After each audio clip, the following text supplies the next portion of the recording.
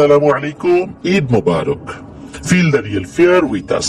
দেশ ও দেশের বাইরে যেখান থেকে আফমান দ্য হরর ওয়ার্ল্ডের আজকের ঈদ স্পেশাল এপিসোডের দ্বিতীয় আয়োজনের সাথে যুক্ত হচ্ছেন বা পরবর্তীতে হবেন, সকলকে জানাচ্ছি শুভেচ্ছা ও ভালোবাসা। আশা করি সবাই ভালো আছেন, সুস্থ আছেন। প্রিয় লিসেনার্স, ঈদের আনন্দ সকলের মাঝেই ছড়িয়ে পড়ুক। আশা করি সবাই খুব ভালো মতো ঈদ কাটিয়েছেন। তবে যারা ভালো মতো ঈদ কাটাতে পারেননি, যেমন অনেকেই হসপিটালের বেডে শায়িত আছেন, অনেকেই অসুস্থ রয়েছেন, অনেকেই পরিবার পরিজন ছেড়ে অনেক অনেক দূরে রয়েছেন, তাদের ঈদ আনন্দ কিন্তু আমাদের মতো না। তাদের জন্য আমরা দোয়া করি অসুস্থরা সুস্থ হন আল্লাহর রহমতে, আর যারা দূরে রয়েছেন তারাও তাড়াতাড়ি পরিবারের কাছে ফেরত আসুন। প্রিয় লিসেনার্স, আজকের এই এপিসোডে আমরা 7টি ঘটনা প্রচার করব। বড়, মাঝারি, ছোট সব মিলিয়েই আজকের এই এপিসোড থাকছে। বড়, মাঝারি, ছোট বলতে বোঝাচ্ছি ঘটনার ডিউরেশনের কথা। আজকে এতটুকু বলতে পারি 3 ঘন্টার উপরে আজকের এই এপিসোডটি যাবে ইনশাল্লাহ। সুতরাং বুঝতেই পারছেন বেশ বড় একটি এপিসোড হতে যাচ্ছে। আজকের এপিসোডে যে 7টি ঘটনা রয়েছে, এই 7টি ঘটনার মধ্যে শুধু একটি ঘটনা বদরুজ্জামান রাকিব মূলত সংগ্রহ করেছিলেন, আর পরবর্তীতে সৌমিত্র রায় এটাকে পরিপূর্ণভাবে প্রচারের উপযোগী করেছেন। আজকের ঘটনাগুলো আপনাদের সামনে উপস্থাপন করার পর আশা করছি এই ঘটনাগুলো ভয়ের এক নতুন মাত্রা যোগ করবে ইনশাল্লাহ। চলুন কথা না বাড়িয়ে আজকের এই এপিসোডের প্রথম ঘটনায় চলে যাব।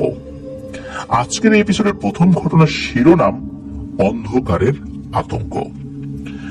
এই ঘটনাটি মূলত সংগ্রহ করেছেন মাহিদ। মাহিদের অনেকগুলো ঘটনা কিন্তু আমরা ইতিমধ্যে প্রচার করেছি। তো ঘটনাটি মাহিদ কিভাবে সংগ্রহ করলেন সেটার একটি ছোট্ট বিবরণ দেই। মাহিদের বাড়ি কিন্তু শরীয়তপুর জেলার গোসাইরহাট উপজেলায়, আর মাহিদের এক খালার বিয়ে হয়েছে চাঁদপুরের হাইমচর এলাকায়। তো এই কিছুদিন আগেই মাহিদ হাইমচরে গিয়েছিলেন খালার বাসায়, আত্মীয় স্বজনরা মিলেই সেই বাড়িতে গিয়েছিলেন। তো যাওয়ার পর সন্ধ্যার একটু আগে বাড়ির উঠোনে বসে কথা হচ্ছে। তো সন্ধ্যা লেগে গেছে, মানে মাগরিবের আজানও দিয়ে দিয়েছে। এমন সময় ওই বাড়ির একজন মহিলা, উনি অন্তঃসত্ত্বা ছিলেন, উনি বাইরে বের হয়ে জরুরি কিছু কাজই করছিলেন। তো মাহিদের খালু, উনি মোটামুটি মধ্যবয়স্ক একজন ভদ্রলোক, তো উনি তখন ওই মহিলাকে ধমক দেন। ধমক দিয়ে বলেন, এই তুমি এই সময় এখন বাইরে বের হইছো কেন? যাও ভিতরে যাও। তুমি কি জানো না যে এই সময় বাইরে বের হলে কত বড় ধরনের বিপদ আপদ হতে পারে? আমাদের এলাকায় এর আগে কত সমস্যা হয়ে গেছে, এটা তো জানো। তারপর এখন বের হয়েছে করো, যাও যাও যাও ভিতরে যাও। ওই মহিলাটি তাৎক্ষণিক ভিতরে চলে গেলেন। তো ওখানে মাহিদও বসা ছিল। মাহিদের খালুকে জিজ্ঞেস করেন, খালু এই সময় বের হলে কি বিপদ? তখন মাহিদের খালু বললেন, বাবারে তোমরা শিক্ষিত মানুষ, এগুলো তোমরা বিশ্বাস করতে চাইবা না। এই সময় বের হলে বিভিন্ন ধরনের সমস্যা হতে পারে, আর আমরা যে এলাকায় থাকি এই এলাকাটা তো বেশ প্রত্যন্ত এলাকা। না আসলেই তাই, মাহিদ যেটা বলেছেন সেটা হচ্ছে যে হাইমচরের ওই এলাকায় এখনো অনেক জায়গায় বিদ্যুৎ পৌঁছায় নাই, আর যে বাড়িগুলোতে বিদ্যুৎ পৌঁছেছে অধিকাংশ বাড়িতে একদম নতুন সংযোগ দেওয়া হয়েছে। এখনো রাত নামলেই একদম নীরব হয়ে যায় ওই গ্রামটি। মাহিদের খালু বলতে থাকেন যে বিভিন্ন সময় এখানে অনেক ভয়ের ঘটনাই ঘটেছে, আর গর্ভবতী মহিলাকে কেন্দ্র করে অনেক আগে একটি ভয়ঙ্কর ঘটনা ঘটেছিল, যার সাক্ষী এখন অনেক মানুষ রয়েছেন। মাহিদ তখন আগ্রহ ভরে খালুর কাছে ঘটনাটি শুনতে যখন চান, তখন খালুও এই ঘটনাটি বলতে থাকেন। চলুন সেই ঘটনা এখন আমরা শুনি। খালুর বর্ণনা অনুযায়ী এই ঘটনার সময়কাল বাংলাদেশের মহান মুক্তিযুদ্ধের পর, এটা 1973 কি 74 সাল হবে এমন একটা সময়। এখনই তো সেই এলাকা অত্যন্ত মানে প্রত্যন্ত এলাকা, আর তখনকার সময় তো আরো প্রত্যন্ত ছিল, তখন আরো মানুষজন কম ছিল, অনেক দূরে দূরে বাড়ি ছিল। তখনকার সময়ও কিন্তু এরকম ইঞ্জিন চালিত নৌকা ওদিকে খুব একটা চলতো না, যেহেতু চাঁদপুর চতুর্দিকে নদী নালা খাল বিল, তো ওখানে নৌকায় চড়েই মানুষ চলাচল করত। তো ওই গ্রামেরই একজন ব্যক্তি, তার নাম হচ্ছে মোহাম্মদ আসগর আলী। তার বিয়ে ঠিক হয় পার্শ্ববর্তী একটা গ্রামেই, নদী পার হয়ে যেতে হবে। এখন বিয়ের নৌকা যেহেতু বড়সড় নৌকায় নিতে হবে, সাধারণত বিয়ের সময় গয়না নৌকা ভাড়া করা হতো, বেশ বড় এক ধরনের নৌকা। তো এই গয়না নৌকা নিয়েই বিয়ে করতে যান। তো বিয়ের কাজগুলো মোটামুটি মাগরিবের আরো আগেই, মানে আসরের পরপরই শেষ হয়ে যায়। সব আনুষ্ঠানিকতা শেষ করে বরযাত্রী বউ সহ আবার এসে নৌকায় ওঠেন। তো নৌকা যাচ্ছে, তো নৌকা যখন পার হবে তখন মাগরিবের আজান হয়ে গেছে বা হবে এরকম একটা সময়। আশেপাশে কিন্তু তখনও বেশ আলো আছেই। হঠাৎ করে নৌকায় উপস্থিত সকলেই একটা বিষয় লক্ষ্য করলেন। হঠাৎ করে নৌকাটা একটু দুলে উঠল, বেশ একটা বাতাস বইতে শুরু করেছে। একটু আগেও কিন্তু ওরকম কোনো বাতাস ছিল না, হঠাৎ করে এরকম দমকা বাতাস শুরু হয়ে গেল। আকাশে কোনো মেঘ নাই, কিচ্ছু নাই, ঘটনা কি? এই সময় তো এরকম বাতাস হওয়ার কথা না। নৌকাটা যখন দুলতে শুরু করলো সবাই একটু বিচলিতই হয়ে গেল আর কি। এর মধ্যে আরো একটা জিনিস ওনারা লক্ষ্য করলেন। হঠাৎ করে মনে হলো নৌকার উপর একটা কালো ছায়া এসে পড়েছে। কালো ছায়া কোথা থেকে আসলো এটা? ওনারা খেয়াল করলেন নৌকাটার বেশ উপরে একটা কালো মেঘের মতো। মেঘ তো আরো অনেক উপরে থাকে, কিন্তু না, এটা যে অনেক উপরে ছিল বিষয়টা এরকম না। এটা সাইজ অনেক বিশাল তাও না। ওই কালো মেঘের মতো জিনিসটা বেশ অন্ধকার, গুমট অন্ধকার, কুচকুচে কালো। মেঘের রং কিন্তু এত কালো হয় না। এই জিনিসটা ওই নৌকার উপরে এসেছে। ওই জিনিসটা চলে যাচ্ছে, মানে মেঘ যেমন ভেসে ভেসে চলে যাচ্ছে, খুব দ্রুত গতিতে যাচ্ছে এরকমও না, খুব আস্তে যাচ্ছে বিষয়টা এরকম না, মধ্যম গতিতে যাচ্ছে বিষয়টা এরকম না। মনে হচ্ছে নৌকা যেভাবে যাচ্ছে ওইটার সাথে সাথে ওইভাবে যাচ্ছে, আর ওইটারই ছায়া এসে পড়েছে ওই নৌকার উপরে। ওনারা এই জিনিসটা দেখে বলা বলি করতে থাকে, যাচ্ছে এই জিনিসটা কি আসলে, এটা কোত্থেকে এলো? এরকম তো আগে কখনো ওনারা দেখেন নাই। কিছুক্ষণের মধ্যে অবশ্যই জিনিসটা চলেও যায়, আস্তে আস্তে অন্যদিকে গিয়ে মিলিয়ে যায়। বিষয়টা ওনাদেরকে বেশ বিচলিত করে, অবাকও করে। কারণ হচ্ছে যে এই ধরনের ঘটনা ওনারা আগে কখনো দেখেননি। হঠাৎ করে বাতাস হওয়া, তারপর এই ধরনের মেঘের আনাগোনা, মেঘ বলা যাবে না, এটা আসলে কি ছিল ওনারা বুঝতে পারেন নাই। তো যাই হোক, আসগর আলী উনি তো বিয়ে করে নিয়ে চলে আসছেন, এরপর সবকিছু স্বাভাবিক। তো যাই হোক, এরপরে বেশ ভালোই চলছিল। 3-4 মাস পর আসগর আলীর স্ত্রী, যার নাম হচ্ছে মোমেনা বেগম, এই মোমেনা বেগম উনি অন্তঃসত্ত্বা হন। এরপরে সবকিছু স্বাভাবিকই চলছিল, কোনো সমস্যা নাই। কিন্তু একটা ব্যাপার উনি ফিল করতে থাকেন, সেটা হচ্ছে যে এই যে মোমেনা বেগম, উনি গর্ভকালীন অবস্থায় কিছু তো জটিলতা থাকেই, খাওয়া দাওয়ার অসুবিধা, তারপরে বিভিন্ন ধরনের জটিলতা থাকে। কিন্তু উনি মনে হচ্ছে বেশ বেশি জটিলতা উনি ফিল করছেন। উনি খাওয়া দাওয়া করতে পারছেন না, অসুস্থ থাকেন, বেশ অনেক ধরনের সমস্যা। তো গ্রামের মহিলারা বলেন যে এই অবস্থায় এরকম সমস্যা হতেই পারে। কিন্তু ওনার যে সমস্যাগুলো ছিল, এই সমস্যাগুলো 8-10টা সাধারণ মহিলার মতো ছিল না। উনি কোনোভাবেই খেতে পারতেন না। তো অনেকে বলেন যে এরকম তুমি যদি খেতে না পারো তাহলে তোমার গর্ভের সন্তানের তো অনেক ক্ষতি হয়ে যাবে। কিন্তু তারপরও উনি আসলে ওভাবে খেতে পারতেন না। যাক, এরকম বেশ কিছু সমস্যা ওনার মধ্যে ছিল। এরকম দিন যেতে থাকে। একটা পর্যায়ে হঠাৎ করে প্রসব বেদনা ওঠে, যখন প্রসব বেদনা ওঠার কথা নয়, কারণ তখন ওনার গর্ভকালীন যেই সময় বা বয়স, শিশুর বয়স, গর্ভের শিশুর, সেটা হয়তোবা 6 থেকে সর্বোচ্চ 7 মাস হবে। তো ওই সময় প্রসব বেদনা ওঠা তো স্বাভাবিক না। তারপর অনেক সময় কিন্তু সন্তান ভূমিষ্ঠ হয়, কিন্তু সেটা ইম্যাচিউর বেবি হয়, অপরিপক্ক বাচ্চা। তো ওনার সন্তান হয় অপরিপক্ক।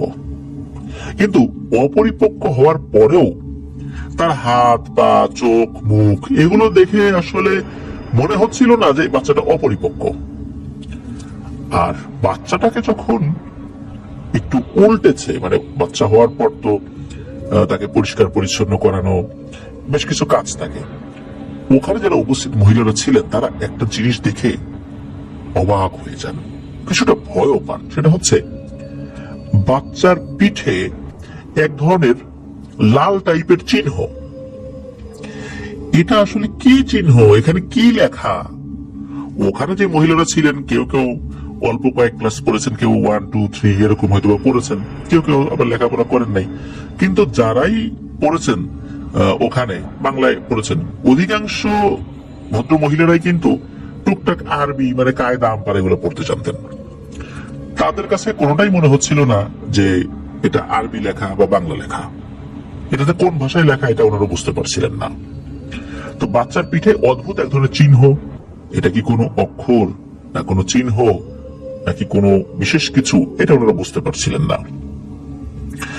তো এটা বাড়ির সকলকে দেখানো হয়, তারাও তো বুঝতে পারছিলেন না। একজন হুজুরকে নিয়ে আসা হয়, তিনিও এটা দেখেন। তিনিও বেশ ভালো শিক্ষিত ছিলেন ওই সময়ের প্রেক্ষাপটে। আরবি, ফার্সি, উর্দু, বাংলা, ইংরেজি বেশ কয়েকটা ভাষায় ওনার পারদর্শিতা ছিল। তো উনিও এটা বুঝতে পারছেন না যে এটা আসলে কি ধরনের চিহ্ন। আর তখন তো আসলে ক্যামেরা ছিল না যে ছবি তুলে ইন্টারনেট সার্চ দেবে, এই উপায়ও নাই। সুতরাং এটা একটা রহস্য সৃষ্টি করে। বেশ কয়েকদিন বেশ স্বাভাবিক যেতে থাকে, কোনো সমস্যা নাই। তো এই যে আসগর আলী মিয়া আর মোমেনা বেগম তাদের যে ঘরটা ছিল, এই ঘরের আসলে ছাদটা ছিল হচ্ছে সোন দিয়ে তৈরি, ভি শেপের মতো। যেই ছাদগুলো আছে অনেকে দেখেছেন সোনের বাড়ি, ওই রকম, মানে মাঝখানটা বেশ উঁচু। ওনারা এক রাত্রে ঘুমিয়ে আছেন, মাঝখানে শিশু বাচ্চা, ওই বাচ্চার নাম রাখা হয়েছে হচ্ছে নূর। এখানে একটা বিষয় বলে রাখা ভালো, এখানে যেই নামগুলো আমরা ব্যবহার করছি কোনটাই ছদ্ম নাম না, সবগুলো আসল নাম। বাচ্চার বাবার নাম আসগর আলী মিয়া, বাচ্চার মায়ের নাম হচ্ছে মোমেনা বেগম, আর বাচ্চার নাম হচ্ছে নূর। তো নূরকে মাঝে রেখে আসগর আলী মিয়া এবং পাশে মোমেনা বেগম শুয়ে আছেন, মানে বাচ্চার মা বাবা দুই পাশে শুয়ে আছেন। অনেক রাত্রে বাচ্চার মায়ের হঠাৎ করে ঘুম ভেঙে যায়। আর সে একদম নবজাতক বাচ্চা, শিশু বাচ্চার মায়েদের ঘুম কিন্তু একটু কমই থাকে, কারণ বাচ্চা অনেক সময় নড়ে চড়ে ওঠে, অনেক সময় কাপড় চোপড় ভিজিয়ে ফেলে, সেগুলো পরিবর্তন করে দিতে হয়, তা নাহলে ঠান্ডা লেগে যেতে পারে। আর ওনাদের ঘরে একটা হারিকেন এক পাশে খুব আলতো করে জ্বালানো ছিল। হঠাৎ করেই নূরের মা মোমেনা বেগমের ঘুম ভেঙে যায়। ঘুম ভেঙে যাওয়ার পর উনি ওই আবছা আলোতে একটা ভয়ঙ্কর দৃশ্য দেখেন। সেটা হচ্ছে ওনার কাছে মনে হলো যে অনেক লম্বা একটা অবয়ব, যার মাথাটা একদম ওই সোনের যেই ছাদটা, ওই ছাদের ঠিক মাঝ বরাবর, জায়গাটা অনেক উঁচু না মাটি থেকে, ওই পর্যন্ত তার মাথাটা ঠিক আছে। কালো আলখেল্লা পরে না শাড়ি পরা, এটা কি পুরুষ না মহিলা এটা বুঝতে পারেন নাই।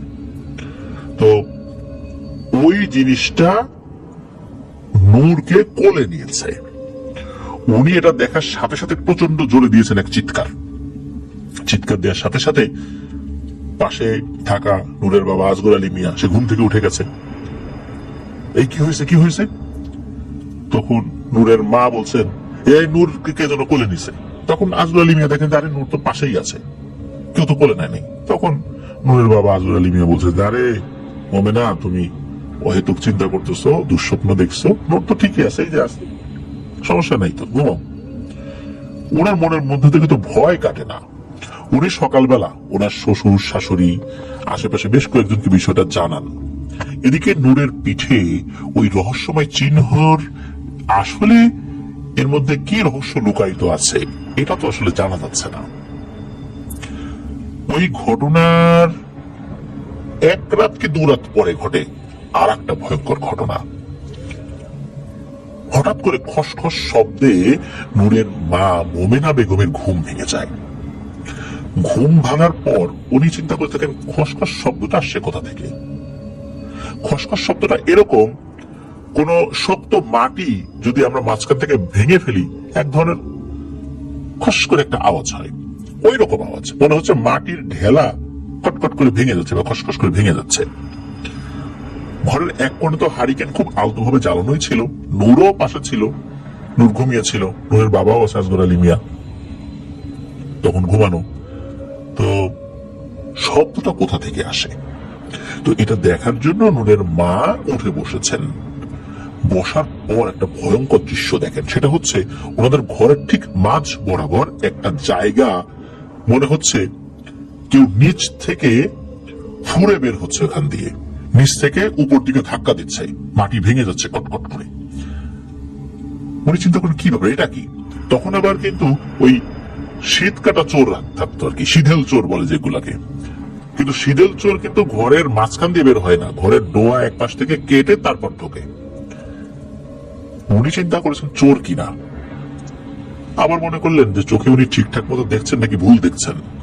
এর আগের রাত্রে বা কয়েক রাত আগে একটা ঘটনা ঘটেছে, উনি ভালো করে জিনিসটা দেখার চেষ্টা করছেন। কিছুক্ষণের মধ্যেই একটা ভয়ঙ্কর দৃশ্য উনি দেখতে পান। উনি দেখতে পান একটা মোটা সাপ প্রথমে মাথা বের করেছে, এরপর সাপটা 10-12 হাত মাথা বের করেছে। কিন্তু সাপের যে মাথার অংশ, এটা দেখে বোঝা যাচ্ছে এই সাপটা অনেক বড়। কত বড় এইটা আসলে অনুমান করে বলা খুব মুশকিল, কারণ এই মাথাটাই ছিল বেশ বড়।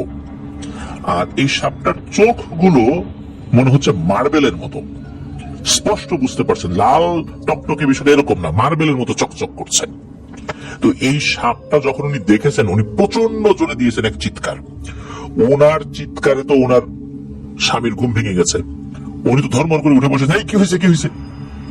এদিকে নূরেরও ঘুম ভেঙে গেছে, সেও কান্নাকাটি শুরু করে দিয়েছে। তখন উনি বলেন যে এই যে সাপ সাপ সাপ, আমি সাপ দেখছি। তখন ওনার স্বামী উঠে কোন সাপ দেখে না, কিন্তু উনি দেখেন যে আরে এই মেঝে বা ঘরের যে মেঝেটা, এই জায়গা তো আসলেই গর্ত, সত্যি তো ভিতর থেকে কিছু একটা বের হয়েছিল। তখন উনিও চিৎকার চেঁচামেচি করেন। ওরা তো একটা যৌথ পরিবারে থাকতেন, অন্য ঘর থেকে ওনার মা বাবা, অন্য আত্মীয় স্বজনরা ছিলেন, তারা চলে আসেন, তারা হারিকেন জ্বালিয়ে দেখেন যে আসলেই তো তাই, ভেতর থেকে অনেক বড় কিছু একটা বের হওয়ার চেষ্টা করেছিল, বের হয়েও ছিল কিছুটা। এই জিনিসটা দেখে ওনারা ভয় পান। সবাই জিজ্ঞেস করতে থাকেন মোমেনা বেগমকে যে তুমি কি দেখছো। তো মোমেনা বেগম কি দেখেছেন সেটা বলেন। এরপর থেকে সকলের মনে একটা সন্দেহ কিন্তু দানা বাঁধতে থাকে। পূর্বের বিভিন্ন বিষয় নিয়ে আলোচনা হতে থাকে যে নদীতে একটা ঘটনা ঘটেছিল বিয়ের দিন সন্ধ্যায়।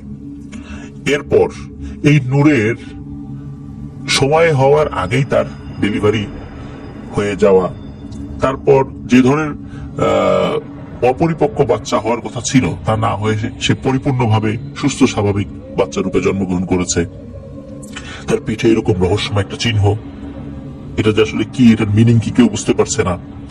এরপর সেই একটা অবয়বের আবির্ভাব, তারপরে সাপ। আসলে এগুলা কি, এগুলো আসলে কি ইন্ডিকেট করছে, কি নির্দেশ করছে, এটা কেউ বুঝতে পারছে না। এখন ঘরের ভিতরে এইরকম একটা জিনিস বের হয়েছে, এটা কি করা যায়? নূরের বাবা কি করেছিলেন, ওই রাত্রেই উনি এক পাশ থেকে মাটি কেটে এনে ওই যে গর্ত, ওই গর্তটা উনি বন্ধ করে দিয়েছিলেন, বেশ শক্ত করে বন্ধ করে দিয়েছিলেন আর কি।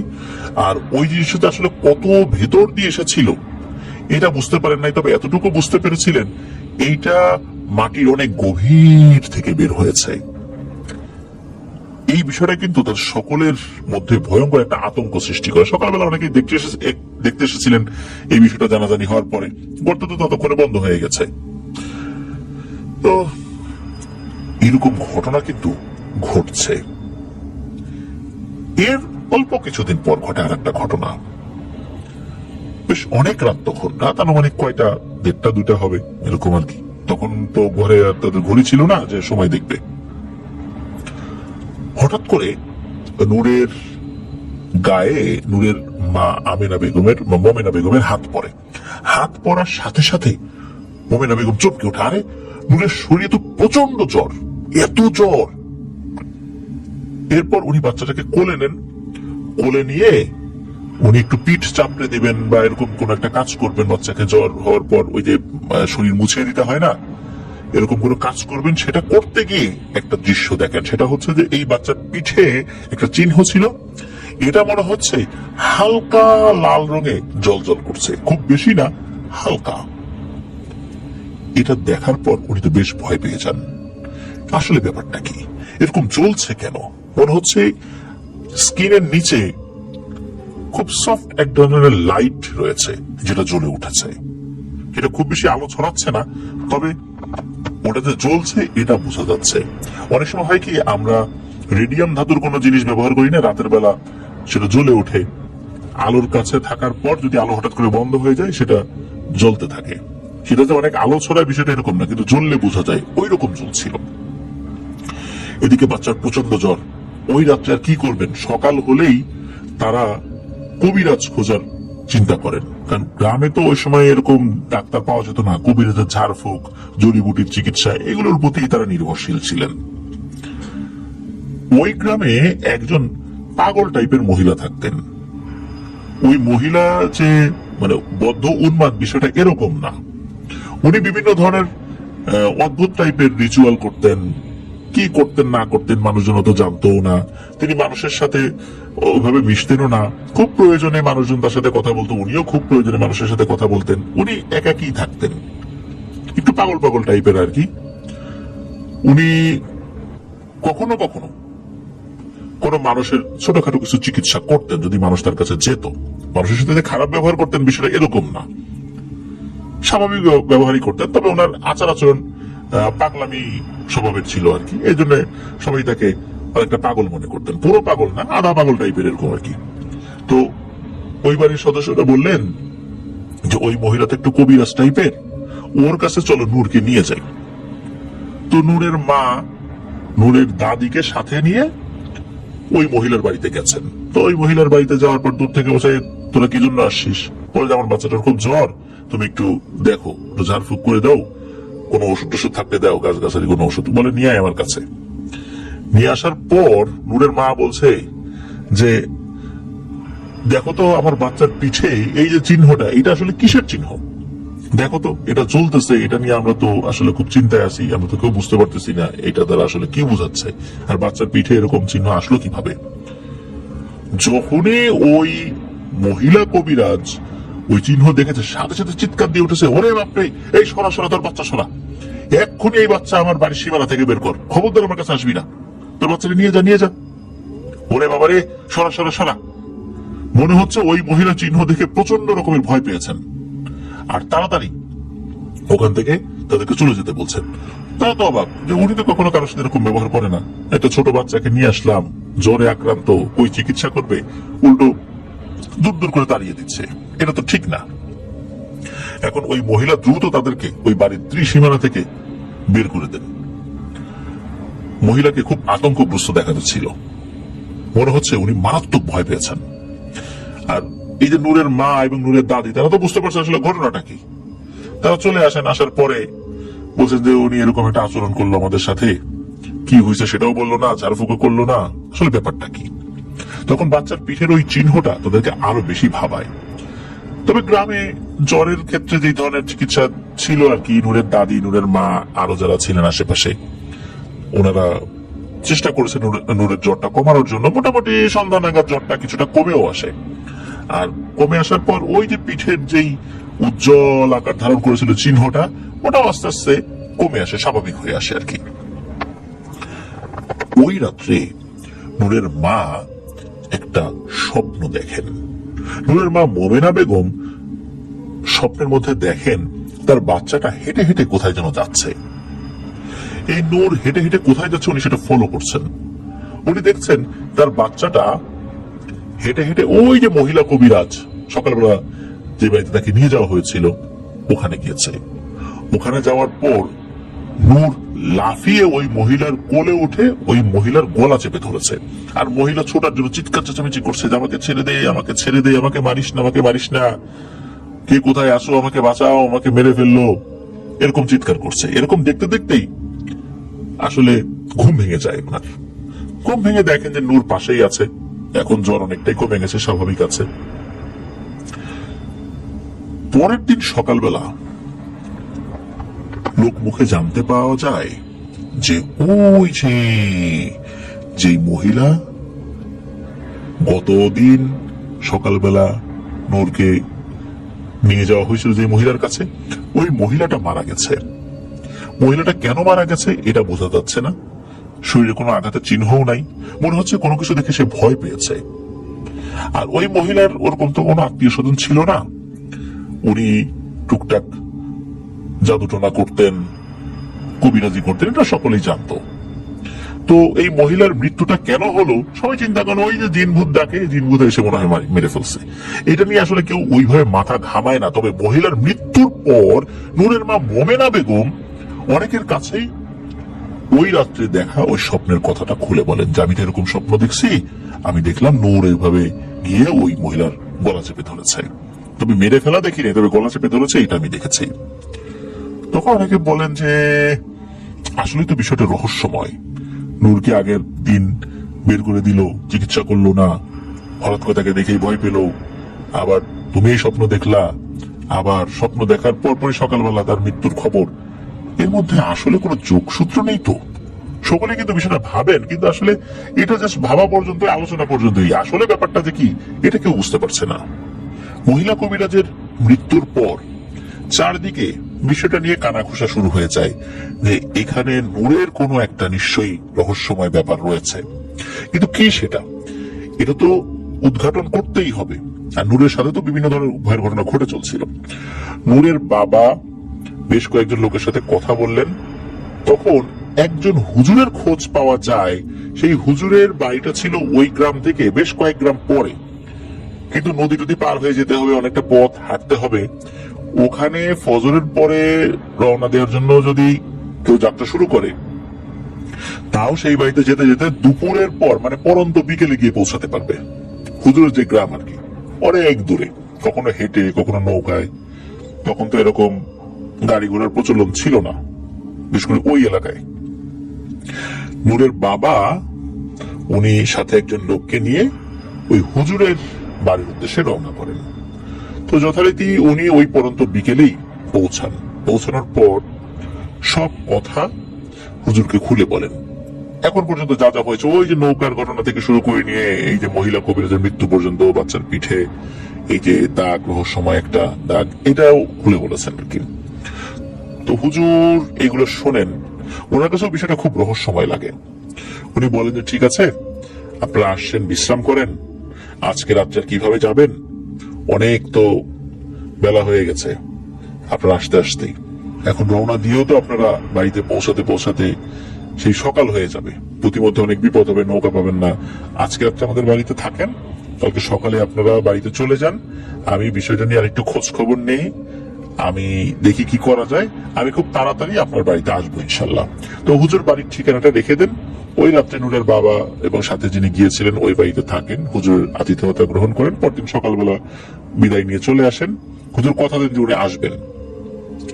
তো চলে আসার পরে মোটামুটি ওই ওই রাত্রে, যেই রাত্রে নূরের বাবা বাইরে ছিল, ওই রাত্রে কোনো সমস্যা হয়নি। এরপরে 1-2 রাতও কোনো সমস্যা হয়নি, স্বাভাবিক ছিল।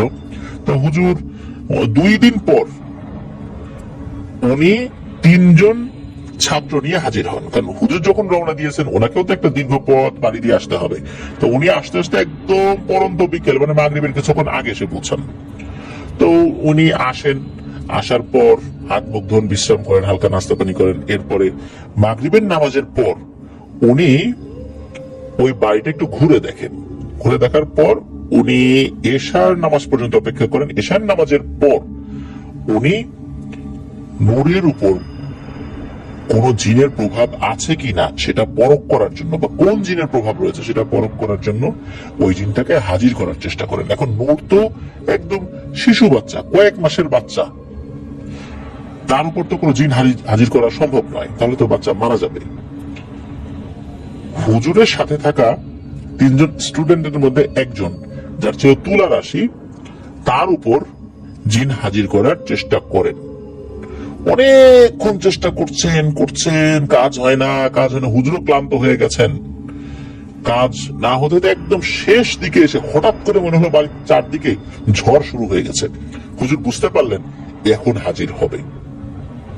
তো হুজুর তো একটা বৃত্ত এঁকে, একটা বৃত্তের মধ্যে উনি বসেছিলেন, আর একটা বৃত্তের মধ্যে এই ওনার স্টুডেন্টকে বসিয়েছিলেন, আর একটা বৃত্ত এঁকেছিলেন যার মধ্যে নূরকে একটি নরম কাঁথার উপরে শুইয়ে রাখা হয়েছিল, মানে তাকেও আনতে বলা হয়েছিল। তো এরকম যখন বাতাস শুরু হয়েছে, হঠাৎ করে নূর কান্নাকাটি শুরু করে দেয়। এরপর ওই যে স্টুডেন্ট তার শরীরটা ঝাঁকি দিয়ে ওঠে। এরপর শুধু ওই অবস্থায় ওই স্টুডেন্ট পুরুষ মহিলা একসাথে কথা বলে যেরকম দুই রকমের সাউন্ড শোনা যায়, এরকম ভয়ঙ্কর একটা কণ্ঠে বলে ওঠে হুজুরকে, যেই হুজুর, তোর এত বড় সাহস, তুই আমাকে ডাকিস, ভবিষ্যতে যদি আর কখনো আমাকে ডাকার চেষ্টা করিস তার বংশ কিন্তু নির্বংশ করে ছাড়বো। জাস্ট খালি এতটুকুই। হুজুর তাকে জিজ্ঞেস করারও সুযোগ পায় নাই যে তুমি কে, কোথা থেকে আসছো, কেন এই বাচ্চার উপর প্রভাব বিস্তার করছো, এই চিহ্নটার অর্থ কি, এটা সেটা কোনো কিছু বলারই সুযোগ পায় নাই। জাস্ট এতটুকু বলেই সবকিছু শান্ত। হুজুর বুঝতে পারলেন ওই জিনিসটা চলে গেছে, আর এই জিনিসটা খুবই শক্তিশালী। তা না হলে এই বন্ধনী থেকে বের হয়ে যাওয়াটা স্বাভাবিক কোনো জিনের পক্ষে সম্ভব নয়। এটা খুব শক্তিশালী একটা চিহ্ন। এখন হুজুর তো এই বিষয়ে কিছু বলতে পারেন না। এখন কি করা যায়? হুজুর কি করেছেন যে উনি ওই বাড়িটা বন্ধ করে দিয়েছেন। বলেন যে আমি আপাতত বন্ধ করে দিয়ে যাচ্ছি, এরপর দেখি কি করা যায়, আমি একটু চিন্তা ভাবনা করি। তো এক সপ্তাহ সব ঠিকঠাক থাকে মোটামুটি। হুজুর তো চলে গিয়েছেন। এরপর হয় কি, আর একটা ঘটনা ঘটেছিল, বিশেষ করে হুজুররা যখন এসেছিলেন আর কি, সেটা আবার বলি আপনাদেরকে। হুজুররা তো ওই রাত্রে আসলে ব্যর্থ হয়েছিলেন। ব্যর্থ এই কারণে বলছি যে ওই জিনকে তো আসলে কোনো কিছু জিজ্ঞেস করা যায় না। ওই রাত্রে তো হুজুররা ছিলেন, পরের দিন চলে যাবেন। পরদিন ফজরের সময় হুজুরের সাথে তো 3 জন স্টুডেন্ট আসলে, 2 জন স্টুডেন্ট তারা অজু করার জন্য ওই পুকুরে যাবে, বা সেই পুকুর ছিল, অজু করার জন্য হাত মুখ ধুবে, অজু করবে, তারপর নামাজ পড়বে একসাথে সবাই জামাতে। তো হুজুর তখনও পুকুরের কাছে আসেন নাই, হুজুরের আরেকজন স্টুডেন্ট তখনও তাদের 2 জনের সাথে আসে নাই আর কি। হুজুরা ছিল তখন ওই বাড়ির ভেতরেই। ওই 2 জন যখন ওই পুকুরের কাছে আসছেন তখনও অজু করেন নাই, আর তখন কিন্তু ফজর আজান হয়েছে, কিন্তু চারদিকে এরকম যে আলোকিত হওয়া শুরু হয়েছে বিষয় এরকম না, অন্ধকারই ছিল আর কি। হঠাৎ করে ওই 2 জন দেখতে পান যে পুকুরের আর এক পাশে একজন মহিলা অবয়ব হেঁটে যাচ্ছে। তার শরীরে খুব শুভ্র এক ধরনের পোশাক, সেই পোশাকের উপরে সোনালী কারুকাজ করা কিছু চিহ্ন দেখা যাচ্ছে, সেটা থেকেও আলো ছড়াচ্ছে। মনে হচ্ছে ওই মহিলাটা একটা লাইটের মতো, ওটা থেকে আলো ছড়াচ্ছে, তবে সেই মহিলার চেহারা দেখা যাচ্ছে না। এই যে 2 জন স্টুডেন্ট, তারা অনেকটা বিমোহিত হয়ে যায় কোনো একটা মায়াজালে।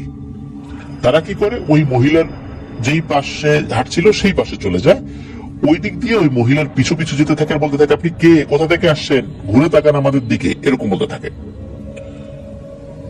এরকম বলতে বলতে যখন ওই 2 জন স্টুডেন্ট বেশ কাছাকাছি চলে গেছে, তখন হঠাৎ করে, এতক্ষণ কিন্তু একদম সুঘ্রাণ পাওয়া যাচ্ছিল চারদিকে, হঠাৎ করে কি হয়েছে, ওই মহিলাটা ঘুরে তাকিয়েছে।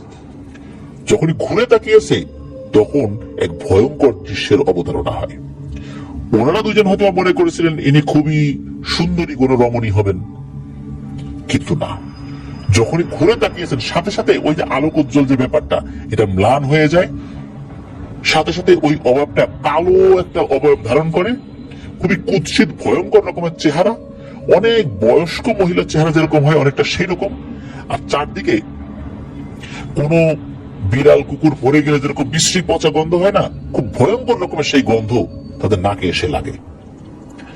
আর ওইদিকে কি হয়েছে, হুজুর এবং তার স্টুডেন্ট, আরেকজন স্টুডেন্ট যে ভিতরে ছিল, ওনারা আবার ওই সময় পুকুর ঘাটে অজু করার জন্য আসে। ওনারা দূর থেকে দেখছেন যে তার 2 স্টুডেন্ট তারা কোন দিকে যেন যাচ্ছে। ওনারা কিন্তু ডাকছিলেন, এই তোমরা কোথায় যাও, কোথায় যাও। যখন দেখা গেল যে তারা কোনো কথার উত্তর নিচ্ছে না, তখন ওই হুজুর এবং তার সাথে থাকা স্টুডেন্ট তারা 2 জনই বুঝেছিলেন নিশ্চয়ই ওরা এমন কিছু দেখেছে, ওরা একটা মোহে পড়ে গেছে, দ্রুত ওদিকে যেতে হবে। তো ওনারা তখন গিয়ে যখনই ওদের শরীরে হাত দিয়েছেন তখনই তাদের সেন্স ফেরত আসে। ওরা তখন বলে যে, হুজুর এই কি দেখলাম, কি দেখলাম, খুব ভয়ঙ্কর একটা জিনিস, হ্যাঁ হ্যাঁ এটা কি দেখলাম। হুজুর এবং তার স্টুডেন্ট কিন্তু কিছুই দেখে নাই। এরপরে তাদেরকে নিয়ে আসা হয় ওখান থেকে, তারা কি কি দেখেছে সেটা খুলে বলে। হুজুর বুঝতে পারলেন যে আসলেই খুব ভয়ঙ্কর কোন একটা জিনিসের প্রভাব রয়েছে, কিন্তু এটাকে তো হাজির করা যাচ্ছে না। হুজুর পরদিন তো চলে যান তার স্টুডেন্টদেরকে নিয়ে, এবং পরবর্তীতে ওনাকে জানাতে বলেন যে আমি তো বাড়ি বন্ধ করে দিয়ে গেলাম, কি হয় জানিও। এরপরে এক সপ্তাহ তো সব ঠিকঠাক থাকেই আর কি। এর ভিতর কি হয়, এই বাচ্চার মা মোমেনা বেগম উনি বাবার বাড়িতে যাবেন। হুজুর কিন্তু বলে দিয়ে গিয়েছিলেন যে বাচ্চাকে নিয়ে আপনারা যেখানেই যান না কেন অবশ্যই মাগরিবের আজানের আগেই বাড়িতে ফেরত আসবেন, কোনোভাবেই সন্ধ্যার পর এই বাড়ি ছাড়া অন্য কোথাও একে রাখা যাবে না, বা সন্ধ্যার সময় বাড়ির বাইরে রাখা যাবে না। তো বাচ্চার মা উনি তার বাড়িতে নিয়ে গেছেন, মানে বাবার বাড়িতে নিয়ে গেছেন। উনি রওনা যখন দিবেন তখন ওই যে ঘাট, যেই ঘাটে ওই যে বিয়ের দিন একটা ঘটনা ঘটেছিল, ওই ঘাটে আসার পর নৌকা পেতে কিঞ্চিত বিলম্ব হয়। তো উনি নৌকা পান উঠেছেন, কিন্তু সমস্যা হয় কি, ওই নৌকা ঘাটে ভেড়ার আগে মাগরিবের আজান দিয়ে দিচ্ছে। তো উনি চিন্তা করেন হাই হাই মাগরিবের আজান দিয়ে গেল, হুজুর তো নিষেধ করেছিলেন যে এই সময় বাইরে রাখা যাবে না। উনি দৌড়াতে দৌড়াতে বাচ্চাকে কোলে নিয়ে তার শ্বশুর বাড়িতে চলে আসেন। তো উনি তো চিন্তা করেছেন যে কোন একটা বিপদ আপদ হয় কিনা, তবে বাড়িতে আসার পর দেখা গেল যে না, তেমন কোনো সমস্যা নাই, তেমন কোনো সমস্যা হচ্ছে না, নূরও কান্নাকাটি করছে না। এই রাত্রে ঘটে আর একটা ঘটনা। ওই রাত্রে বাচ্চার বাবা কোনো কারণে বাড়িতে ফিরতে দেরি করছিলেন। বাড়িতে ফেরার সময় হঠাৎ করে বাড়ির কাছাকাছি উনি দেখতে পান বিশাল আকৃতির একটা অবয়ব, দানব আকৃতির একটা অবয়ব উনি দেখতে পান। এটা দেখে তো উনি প্রচন্ড ভয় পান যে সর্বনাশ, 7 দিন তো সব ভালোই ছিল, হঠাৎ করে আজকে কেন এই অবস্থা হলো। ওই বাড়িতে ফিরে জিজ্ঞেস করেন আমি তো এরকম ভয়ঙ্কর একটা জিনিস দেখছি আমাদের এই সোনের ঘরের কাছেই, বিশাল একটা অবয়ব। এর পা দেখলাম চিকন চিকন, এর মাথা যে কোন জায়গায় গিয়ে ঠেকছে বলতে পারি না। এমন কি ঘটলো যে এটা হঠাৎ করে ফেরত আসলো, কি করছিলা? তখন নূরের মা বলে যে আজকে তো এই নূরের নানা বাড়ি থেকে ফিরতে ফিরতে আমার দেরি হয়ে গেছে, এই জন্য মনে হয় এই জিনিসটা আবার ফেরত আসে। নূরের বাবা বলে সর্বনাশ, তুমি কি করছো? হুজুর না বারবার নিষেধ করে গেল সন্ধ্যার সময় বা সন্ধ্যার পরে ওকে বাইরে না রাখতে, তুমি ওই রাত্রে থাকতা ওখানে, তোমার বাড়িতেই থাকতা, ফেরত আসতে গেলা কেন এই সময়? এই যে এখন কি হবে, এখন কি করব? তো এদিকে কি হয়, নূরের বাবা সিদ্ধান্ত নেন তিনি আবার সেই হুজুরের বাড়িতে যাবেন, ওনাকে খবর পাঠাবেন যে এই ব্যাপার। উনি বলেছিলেন যে পরে কোনো সমস্যা হলে তাকে যেন জানানো হয়। তো দূরত্ব তো আমরা শুরুতেই বলেছি যে যেতে যেতে প্রায় পরন্ত বিকেল হয়ে যায়, ফজরের পরে রওনা দিলেও পরন্ত বিকেলে গিয়ে পৌঁছাতে হয়। তো ওই দিন আবার হুজুরের কাছে উনি অন্য লোক পাঠিয়েছিলেন। তো সেই লোক সেখানে গিয়েছেন। তো যাওয়ার পর জানা যায় যে হুজুর একটা জরুরি কাজে এক রোগী দেখতে পাশের একটি এলাকায় গিয়েছেন, তবে উনি কয়েকদিনের জন্য গিয়েছেন, কয়েকদিন পরে ফেরত আসবেন। তখন ওই লোকটি খুব ভালো করে বলে যায় যে উনি আসার সাথে সাথে যেন এই এলাকায় আসে, উনি এই রোগীকে চেনে খুব ভালো করেই, যেন অবশ্যই আসে। তো ওই রাত্রে তো ওনারা ফেরত আসার কোনো সুযোগ ছিল না, ওই রাত্রে ওখানে থেকে পরের দিন উনি রওনা দিয়েছেন। আর হুজুর যেহেতু কয়েকদিনের জন্য বাইরে বেরিয়েছেন, ওই রাত্রে হুজুরের আসারও কোনো সম্ভাবনা ছিল না। তো যাই হোক, পরের দিন এদিকে হয় কি, এই গ্রামে এই নূরের এক চাচার বাড়িতে দাওয়াত খেতে গিয়েছেন। দাওয়াত খেতে গিয়েছেন নূরের মা বাবা নূরকে নিয়ে। তবে দাওয়াত খেয়ে আসার পরে নূরকে ঘরে রেখে ওনারা দুজনই ঘরে একটু বাইরে বেরিয়েছেন। হঠাৎ করে একটা চিৎকার বা একটা গোঙানির আওয়াজ শোনা যায় নূরের ঘরের মধ্যে। এটা শুনে নূরের মা প্রথমে ঢুকেছে, ঢুকেই দিয়েছে এক চিৎকার। এরপরে নূরের বাবা ঢুকেছে, উনিও একটা ভয়ঙ্কর দৃশ্য দেখেছেন, উনিও দিয়েছেন এক চিৎকার। দেখেন যে ওনার এই 1-1.5 মাস বয়সী শিশু বাচ্চা দিব্যি মাটির উপর দাঁড়িয়ে আছে এবং সে ভয়ঙ্কর একটা স্বরে কথা বলছে, মনে হচ্ছে পুরুষ মহিলা মিশ্রিত একটা কণ্ঠস্বর। সে বলছে যে দাওয়াত খেতে গেছিলা, কেন গেছিলা? আমাকে একা রেখে কেন গেছিলা? আমার খেতে ইচ্ছা করে না? এইটা শোনার সাথে সাথে মা বাবা দুইজনই দিয়েছেন এক চিৎকার। চিৎকার চেঁচামেচি করছেন, লোকজন চলে আসছে। তবে লোকজন এসে দেখে যে নূর স্বাভাবিকভাবে বিছানায় শুয়ে আছে। তো এই ঘটনা ঘটার পর বুঝতে পারলেন যে ভয়ঙ্কর কোনো কিছুর আবির্ভাব ঘটছে বা ঘটে গেছে, কিন্তু এটা এখন স্বাভাবিক পর্যায়ে কিভাবে নেওয়া যাবে, এটার সমাধানটা কি? এর তো কোনো সমাধান হচ্ছে না। তো ওই রাত আর কোনো কিছু হয়নি। এদিকে হুজুরের অপেক্ষায় আছেন, হুজুর কবে আসবেন, হুজুর কবে আসবেন, এরকম অপেক্ষায় আছেন। তো পরের দিন রাতের বেলা আর একটা ঘটনা ঘটে। সেটা হচ্ছে যে রাতে তখনও যে তারা ঘুমিয়ে গেছেন বিষয়টা এরকম না, নূর তখন ঘরেই শোয়ানো, ঘরের ভিতরে হারিকেন ছিল। হঠাৎ করে ঘরের ভিতর থেকে আবারও গোঙানির একটা আওয়াজ আসছে। গোঙানির আওয়াজ আসার পর নূরের মা ঘরের ভিতরে ঢুকেছেন। ঢুকে উনি চিৎকার দিয়েছেন। ওনার চিৎকার শুনে নূরের বাবা ঘরে ঢুকছেন। ঢোকার পর তিনিও চিৎকার দিয়েছেন।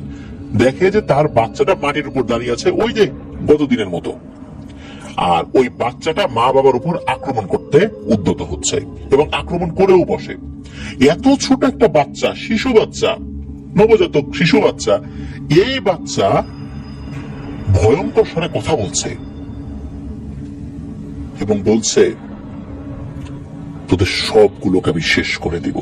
কি ভেবেছিস আমার সাথে পারবি? ওই হুজুর কিছু করতে পারবে? ওই হুজুরের বংশ আমি নির্বংশ করে দেব।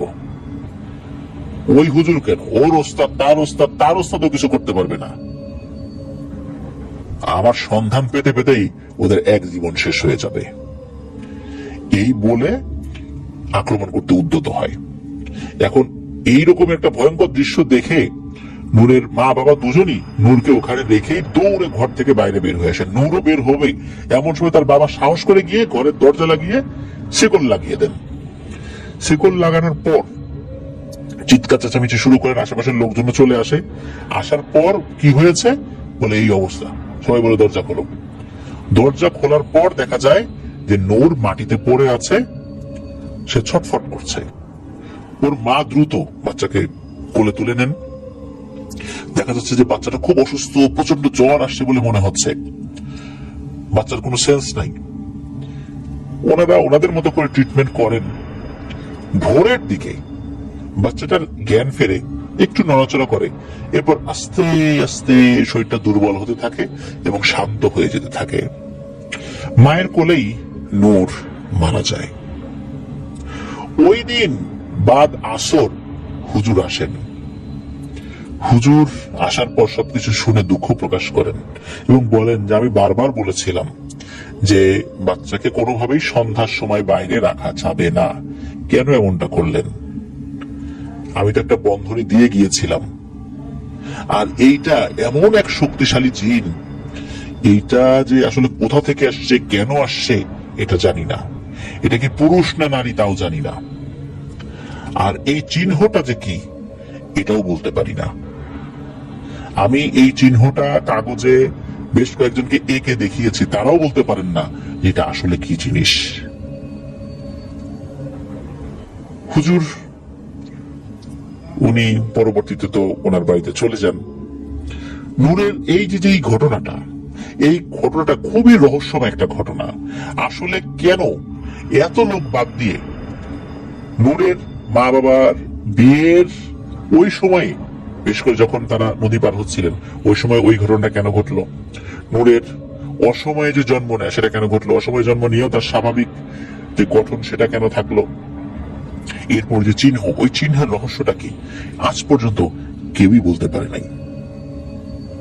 প্রিয় লিসেনার্স, এরকম একটা চিহ্নের কথা কিন্তু আমরা আমাদের আজকের এই এপিসোডের একটা ঘটনায় পাবো, একটা ঘটনার একটা অংশে পাবো। আসলে এগুলো কি? এগুলো রহস্যময় একটা জিনিস, যেটা রহস্য আসলে উদ্ঘাটন করা সত্যি দুরূহ ব্যাপার, আমাদের চিন্তার বাইরে। নূরের এভাবেই মৃত্যু হয়ে যায়। একটা ছোট্ট মাসুম বাচ্চা, নিষ্পাপ বাচ্চা, তার এভাবে মৃত্যু হয়ে যায়। কেনই বা নূরকে বলি বানানো হয়েছিল, কে এটা করেছিল, তার উদ্দেশ্য কি ছিল জানা যায়নি। মূলত এই ঘটনাটি মাহিদের খালু মাহিদকে বলেছিলেন এক রহস্যময় ঘটনা, রহস্যাবৃত ঘটনা, এক অমীমাংসিত ঘটনা। লিসেনার্স, এরকম কিন্তু অনেক ঘটনা ঘটে যায়। এই কারণে যারা গর্ভবতী মহিলারা রয়েছেন তাদেরকে বিশেষ কিছু সতর্কতা অবলম্বন করার জন্য গ্রামের অনেক মহিলারা বলে থাকেন। আমরা অনেকে সেটাকে কুসংস্কার বলি, কিন্তু দেখা যায় যে এটা আপাতত দৃষ্টিতে কুসংস্কার মনে হলেও বেশ কিছু বিষয় থাকে যেটা তাদের অভিজ্ঞতার আলোকেই তারা বলে থাকেন। হ্যাঁ, এটা সত্য, অনেক কুসংস্কার রয়েছে, কিন্তু তাদের অভিজ্ঞতার আলোকেও কিন্তু অনেক বিষয় তারা বলে থাকেন যেটা আসলে মেনে চলা উচিত। আমরা শহরে যারা থাকি তারা এগুলো মানতে চাই না, কারণ এখানে তো নদী নাই, অনেক কিছু নাই, অনেক বড় বড় গাছপালা নাই। এখানে কি এগুলো ঘটে? হ্যাঁ, ঘটে। এখানেও হতে পারে, ভিন্ন ভাবে হতে পারে। এজন্য আমাদের সকলের উচিত সতর্ক থাকা।